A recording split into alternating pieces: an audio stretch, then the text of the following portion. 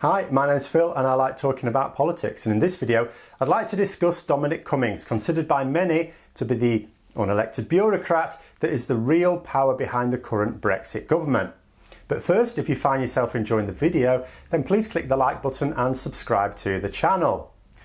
So, Dominic Cummings is one of the senior advisors to the Prime Minister, in fact arguably the most senior. He is paid for from the public purse and as such is effectively a public servant. His appointment raised eyebrows as Mr Cummings has been held in contempt of Parliament for refusing to attend a hearing before a committee into fake news. This does actually mean that if Dominic Cummings ever enters the Palace of Westminster, where Parliament resides, he could technically be arrested by the Sergeant-at-Arms. That would be interesting, though I suspect they wouldn't call for him to be apprehended.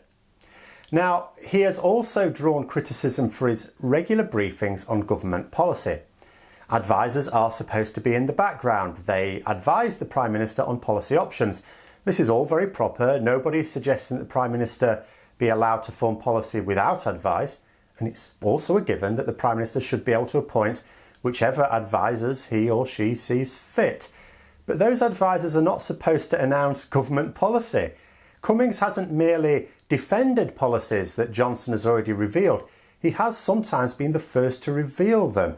This is added to the speculation that it is Cummings telling the Prime Minister what to do, and not merely offering advice when asked. This speculation was given some credence when Philip Hammond said that Johnson had told him privately that there were powers in Downing Street pulling the strings that had a different agenda. Of course, we don't know whether this is true, but it does add up. Dominic Cummings was the chair of the Vote Leave campaign, the group that broke the law, or at least one of them, during the Brexit referendum, and included Boris Johnson, Michael Gove, Priti Patel and Dominic Raab, all now at the very top of government trying to deliver the no-deal Brexit that they said would never happen during the referendum itself. And it was Dominic Cummings who came up with the lie about giving an extra £350 million a week to the NHS, painted on the Brexit bus. He also came up with the "Take Back Control" slogan. He's certainly a smart operator and knows how to win political campaigns. He later said that he did not believe that his campaign would have won without the lies produced by his team, and also that the future generations would view leaving the EU as an error.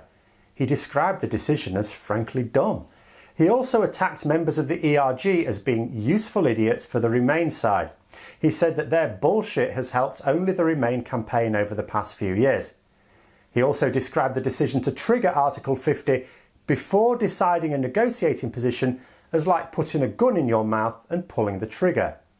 In fact, he's something of an enigma as political operators go. He's very clever and calculated about his lies when campaigning, but he's also very honest about them and the people he's worked with after the event.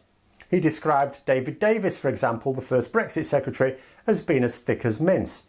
He distanced himself from the appeal to racist tendencies from Farage and Banks in their Leave.eu campaign, but happily admitted afterwards that they played an important part in the result. He just needed to make sure that his campaign didn't look like they approved of those arguments, but knew that they needed them to get enough support to win. That he is happy to admit to both dishonesty and the need for dishonesty while still working in politics is quite remarkable. Ordinarily, you'd think it's the sort of thing such people would leave for their autobiographies on retiring, when they no longer need any credibility. Perhaps Cummings simply takes the view that politics in the UK, just as in the US, has become so polarised that you can sneak the truth in between the lies and it's all fine. We're all aware of the cognitive dissonance that has Leavers supporting a no-deal Brexit, even as they accept it will cost them their jobs. I suppose he makes the calculation that the same dissonance means that telling the truth about his dodgy practices doesn't actually cost him in present and future endeavours. Everyone will just think, oh, it was worth it. Whilst working as Michael Gove's Chief of Staff in the Department for Education, he earned a reputation for attacking the civil service, including trying to dismiss a senior official. It was at this time that he began attacking David Cameron as a sphinx without a riddle, and Cameron's own advisor as well. This is what prompted David Cameron to describe him as a career psychopath. Gisela Stewart, formerly of Labour, who worked with Cummings on the Vote Leave campaign, described him as someone who decides what to do and then just goes and does it. She said he focuses strategically and relentlessly on his task. An admirable mindset if you believe he's working for our benefit, but this is a man who, as I say, works to convince the people of this country to leave the EU, a decision that he himself described as dumb. So it's difficult to imagine him as someone with benevolent political convictions and more like the Dark Knight's Joker, just wanting to watch the world burn. After all, he makes no attempts to build relationships.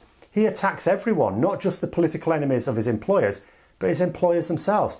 You can probably split political operators in the UK into two camps, those whom Dominic Cummings has already insulted and those that he will insult when he feels he no longer needs them. A man who wears t-shirts, shorts and inside-out jumpers rather than business suits, but married the daughter of a baronet.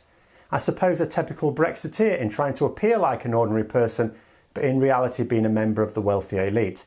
Except, unlike the Brexiteers, Cummings hasn't changed his statements on Brexit in order to avoid blame. He told the truth the second it could no longer hurt him. He makes no denials about what he pushed before the referendum. He admires people with big ideas and relishes massive life-changing projects. It doesn't seem to matter to him whether those projects improve or worsen the lives of people, just so long as they change it, and change it in a massive way, as massive as possible. He's a known admirer, for example, of both the Manhattan Project and the internet. He admired them for the epic problem-solving skills that were needed in each case. It makes no difference that one of them brought with it millions of deaths and the fear of the same fate for hundreds of millions more over the next couple of generations. And this is the danger with Cummings being in charge of project management of post-Brexit Britain. He will not have as his priority the improvement of the UK or the lot of its people. In fact, given that he's only ever been employed by Conservatives, it's certainly, I think, a given that improving the lives of people is not even on his radar. No, he will just want to create something that he can claim as his, whatever it is. The only criterion is having a lasting effect on the country. So that's Dominic Cummings. I hope you found the video interesting. If you'd like to support the channel further, then please click the Patreon link for details. And until next time, I'll see you later.